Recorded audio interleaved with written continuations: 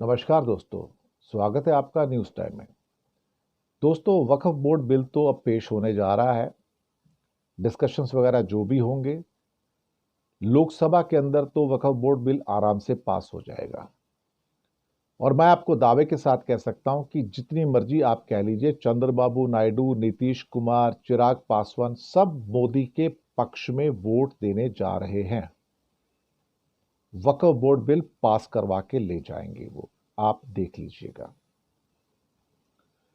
वैसे नाम के लिए देखा जाए तो एनडीए को राज्यसभा में भी मेजोरिटी है, लेकिन मेरा अनुमान यह है कि कुछ पार्टियां जो कि इंडिया गठबंधन की हैं वो टूट जाएंगी और वो भी या तो वोटिंग के टाइम पर वक्फ बोर्ड बिल के अंदर एब्सटेन कर जाएंगी, यानी कि पार्लियामेंट में ही नहीं आएंगी। ये बात तो बिल्कुल पक्की है।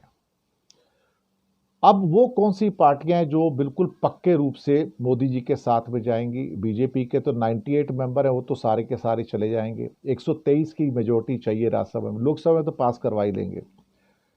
जेडीयू के जो 4 मेंबर हैं नीतीश बाबू के, वो मोदी के साथ वोट करेंगे और मुसलमानों के खिलाफ जाएंगे। आप लिख के रखिएगा।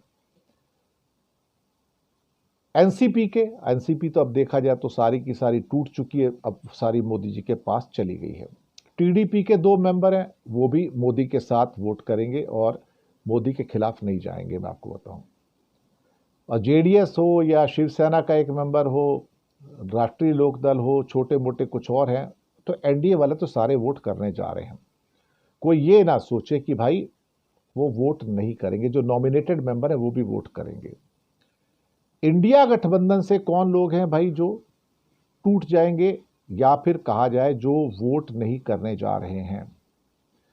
वो पार्लियामेंट में ही नहीं आएंगे, मैं आपको बताऊं। उस दिन एब्सटेन कर जाएंगे मोदी के पक्ष में, वक्फ बोर्ड के खिलाफ चले जाएंगे। आप देखना, वोट करेंगे। इसमें मुझे एक शक ये है कि इंडिया गठबंधन के अंदर जो शरद पवार की पार्टी है वो मोदी के पक्ष में चली जाएगी। वहां पर शिवसेना, उद्धव ठाकरे भी जा सकती है, मैं आपको पहले बता दूं। और खास तौर से जो non BJP, NDA, non India गठबंधन की पार्टियां हैं, वो पार्टियां सारी की सारी मोदी जी के साथ जा रही हैं। इसमें वाईएसआर कांग्रेस के 7 मेंबर हैं, जगन मोहन रेड्डी के, वो सातों मोदी के पक्ष में वोट करेंगे। आप लिख लीजिएगा। बीजू जनता दल के नवीन पटनायक के हारने के बावजूद भी उनका प्रेम, मोदी का प्रेम खत्म नहीं हुआ।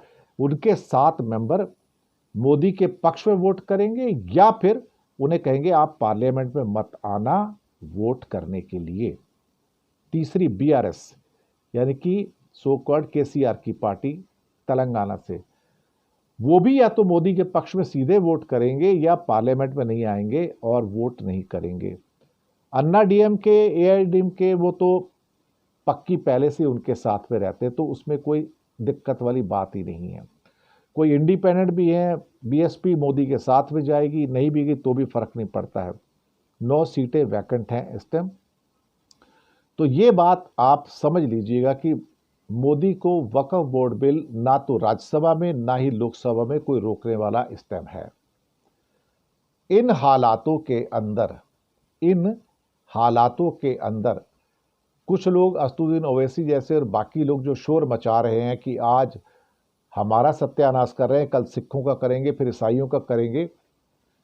असदुद्दीन की आवाज़ जो है ना, ओवैसी की, वो आवाज़ ही ठीक नहीं है। इसलिए ठीक नहीं है कि वो आदमी बेसिकली बीजेपी के कई बार बी टीम की तरह काम करता है। ये सबको पता है कि वो हमेशा कांग्रेस को हरवाने के लिए, इंडिया गठबंधन को हरवाने के लिए बीजेपी के सपोर्ट में कैंडिडेट खड़े करते हैं। सबको पता है, ये बात ओपन सीक्रेट है। अब उनको क्या अंदर से उनकी डील है, क्या नहीं है, वो तो वो जाने, कितने पैसे मिलते हैं नहीं मिलते हैं, भगवान जाने। लेकिन कोई ये मानने को ही तैयार नहीं है कि असदुद्दीन ओवैसी की बीजेपी और मोदी के साथ बड़ी डील है अंदर की, और वो उनके कामों से प्रूव हो जाती है। अब all India personal law board जो है वो भी गुस्से में नजर आता है, लेकिन all India personal law board के अंदर लोगों को खरीदा जा चुका है, वो कुछ नहीं कर सकते साहब। इसलिए कि सबके जेब भरी जा चुकी, सबको पैसे मिल चुके हैं, सबको चुप रहने के लिए बोल दिया गया है। ऊपर से आपको दिखाने के लिए कहा गया है कि आप प्रदर्शन करो, थोड़े बहुत अपना मजमे लगाओ, उसमें बताओ कि मुसलमानों के हम सपोर्टर हैं और हम हमदर्द हैं हम मुसलमानों के। लेकिन सच बात तो है कि जो पर्सनल लॉ बोर्ड वाले भी है ना, वो भी मुसलमानों के हमदर्द नहीं है, वो बेसिकली मुसलमानों के खिलाफ काम करते हैं। तो मुसलमान अगर इस मसले के ऊपर वो सोचें कि भाई अगर वो कुछ कर लेंगे तो भाई कुछ नहीं होने वाला है। मोदी इस बिल को पास करवा लेगा और बड़े आराम से पास करवा लेगा, दोनों के दोनों हाउसेज में पास करवा लेगा, और विपक्ष और इंडिया गठबंधन सिवाय शोर मचाने के कुछ नहीं कर पाएगा।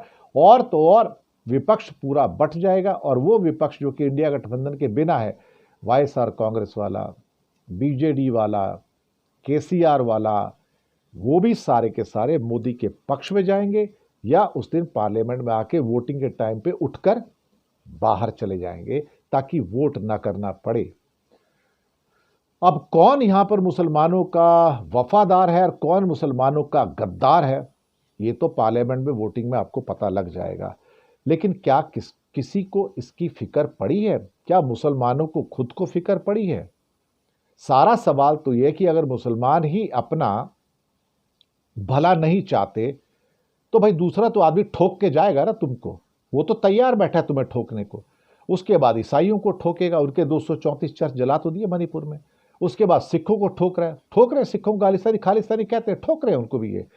तो हिंदू तालिबान तो पैदा हो चुका है ना आपके यहाँ, तो हिंदू तालिबान सबको ठोकेगा एक एक करके, और आखिर में फिर ये हिंदुओं को भी ठोकेगा जो उनके साथ में नहीं है। लोकतंत्र नहीं है साहब, ठोकतंत्र है ये। अभी भी यकीन नहीं होता तो आपकी मर्जी। मेरा काम था सच बताना कि वक्फ बोर्ड बिल के ऊपर सिर्फ शोर शराबा है, बिल आराम से पास हो जाएगा। बस इतना ही मुझे कहना है। शुक्रिया।